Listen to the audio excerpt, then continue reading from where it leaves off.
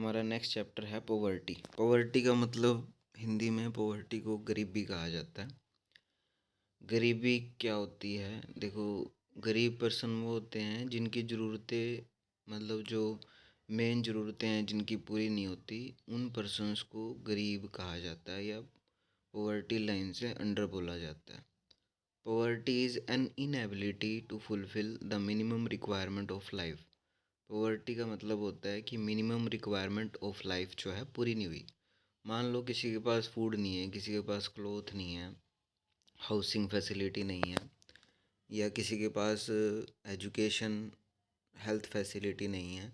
तो ये जो है ना आजकल मेन फैसिलिटी हैं। अगर आप एजुकेशन नहीं मिल रही आपको और आपको कहीं से भी एजुकेशन प्रोवाइड नहीं हो रही, तो आप गरीब हो, आपको आपकी ज़रूरत पूरी नहीं हो रही।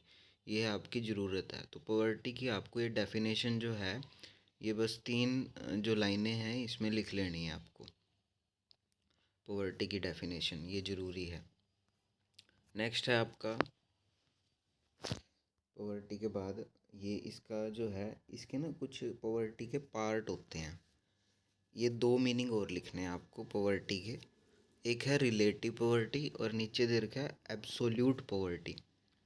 रिलेटिव पॉवर्टी क्या होता है? रिलेटिव का मतलब होता है किसी से जोड़कर पॉवर्टी को देखना।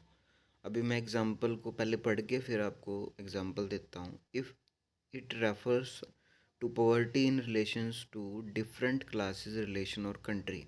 देखो, हर कंट्री में गरीबी के अलग अलग सिस्टम हैं, मतलब अलग अलग तरह के लोग जो गरीब हैं। द कंट्री और class of people whose level of subsistence is low. मतलब जो जिन पीपल्स का लेवल लो है, मतलब उनको ना तो खाने के लिए कुछ मिलता, ना रहने के लिए उनका घर है, तो वो क्या होंगे? पुअर। ट्रीटेड एज पुअर और relative poverty is comparison to the country और class of people having high level of subsistence. मतलब हम एक देश की पॉवर्टी को दूसरे देश की पॉवर्टी से कंपेयर, मतलब एक देश के लोगों को दूसरे देश से कंपेयर करके देखते हैं। तो इसी को रिलेटिव पॉवर्टी कहा जाता है। मान लो मैं एक एग्जांपल देता हूँ। मान लो मैं अपने इंडिया के लोगों को यूएसए के लोगों से कंपेयर करके देखूँ, तो वहाँ के लोग कितना कमा रहे हैं, यहाँ के लोग कितना कमा रहे हैं, यहाँ के लोग कितना एक टाइम में, एक दिन में या एक महीने में खाना खा रहे हैं, वहाँ के कितना खाना खा रहे हैं। तो ये जो कंपैरिजन हुआ, मान लो वहाँ के लोग ज़्यादा कमाई कर रहे हैं, यहाँ के लोग बहुत कम कमाई कर रहे हैं, तो वो कंपैरिजन जो हुआ वो पॉवर्टी का एक रिलेटिव पॉवर्टी का पार्ट होता है। वैसे ना इसको मापने का एक तरीका होता है। ये इसको ना डॉलर्स में कन्वर्ट करके देखा जाता है कि हम कितने डॉलर कमा रहे हैं और वो कितने डॉलर कमा रहे हैं। तो उस कंपैरिजन करने से जो पॉवर्टी की कैलकुलेशन होती है, उसको रिलेटिव पॉवर्टी कहा जाता है। बस ये है कि इसमें आप किसी दूसरे देश के साथ अपने देश का कंपैरिजन करते हो, तो इसी को रिलेटिव पॉवर्टी का नाम दिया जाता है। बस आपको ना ये 4 लाइनें हैं, हाई लेवल ऑफ सब्सिस्टेंस तक लिखना है। नेक्स्ट है ऑब्सोल्यूट पॉवर्टी। ऑब्सोल्यूट का मतलब होता है in India the concept of poverty is used as a measures of absolute poverty. हमारे इंडिया में पॉवर्टी को ना पॉवर्टी लाइन के हिसाब से देखा जाता है। Poverty line refers to cut off point. एक ना लाइन बना दी जाती है, अगर इस लाइन से कोई ऊपर जा रहा है तो गरीब नहीं है, अगर वो लाइन के अंदर रह रहा है तो वो गरीब है। That divide people of region as a poor और non poor in India. Person who spend 816 rupees consumption in rural area and 1000 in urban area. मान लो कोई जो है 816 रुपये खर्च कर रहा है पूरे मंथ में जो ग्रामीण इलाका है, और 1000 रुपये खर्च कर रहा है पर मंथ शहर में, तो वो गरीब नहीं है। तो ये एक लाइन बनाई गई है, तो इसी को पॉवर्टी लाइन कहते हैं। ये पॉवर्टी का एक अलग तरीका है, इसको एब्सोल्यूट पॉवर्टी कहा जाता है। इसमें कंपैरिजन नहीं किया जाता, बस इसमें एक लाइन बना दी जाती है। लेकिन रिलेटिव पॉवर्टी में कंपैरिजन किया था, एब्सोल्यूट पॉवर्टी में लाइन बना दी, उस लाइन से जो ऊपर चला गया तो वो गरीब नहीं है, उस लाइन के अंदर रह गया तो वो गरीब है। तो ये दोनों के दोनों जो डेफिनेशन हैं ये आपको याद करनी है, मतलब लिख लेनी है। अभी तो मेरे को ये बताओ, इससे अगला पेज,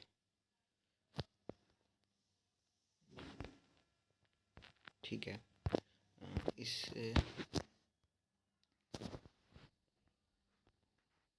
हाँ जी, देखो, poverty with reference to under development of Indian economy.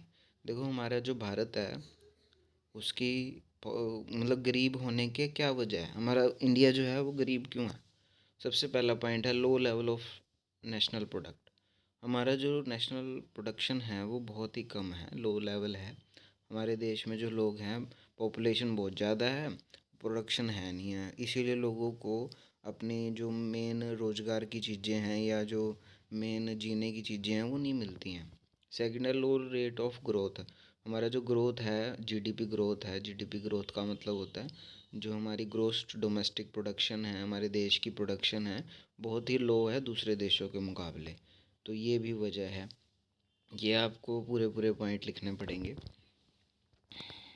Next है हैवी प्रेशर ऑफ पॉपुलेशन। एक चीज़ आपको पता है अभी हमारे देश में ना जनसंख्या बहुत ज़्यादा है। जब जनसंख्या बहुत ज़्यादा है तो प्रेशर पड़ता है। प्रेशर मतलब किसके ऊपर पड़ता है, हमारी प्रोडक्शन के ऊपर। मतलब इतनी ज़्यादा जनसंख्या है कि जितना मर्जी प्रोडक्शन कर दो वो भी कम रहता है।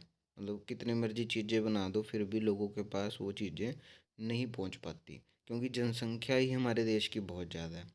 तो ये जो हैवी प्रेशर और पॉपुलेशन है ये भी आपको करना है। एक पॉइंट और करना है, फिर ये भी कंप्लीट करना है।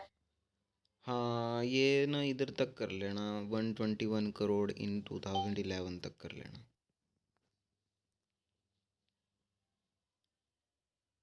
उसके बाद फोर्थ पॉइंट है इन्फ्लेशनरी गैप। इन्फ्लेशनरी गैप का मतलब होता है कि देखो, लो रेट जो प्रोडक्शन का है और हाई पॉपुलेशन की वजह से हमारा जो प्रोडक्शन का गैप है ना वो बढ़ता जा रहा है। मैं एग्जांपल देता हूँ आपको। मान लो, हाँ, एक देश में सिर्फ हमारे देश की जनसंख्या 150 करोड़ से ऊपर हो गई है। मान लो हमारे देश में ना सारा प्रोडक्शन मिला के सिर्फ 100 करोड़ होता है। 150 करोड़ जनसंख्या, 100 करोड़ प्रोडक्शन होता है। तो उससे क्या होगा कि देखो गैप बढ़ता जा रहा है, 50 करोड़ गैप हो गया, मतलब 50 करोड़ लोगों को तो सामान मिला ही नहीं।